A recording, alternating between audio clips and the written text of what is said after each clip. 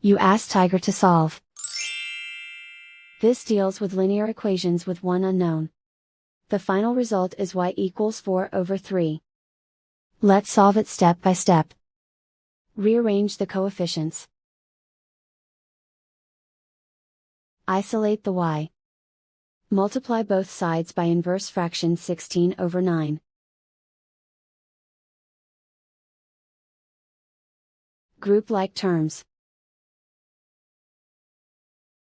Multiply the coefficients. Simplify the fraction. Multiply the fractions.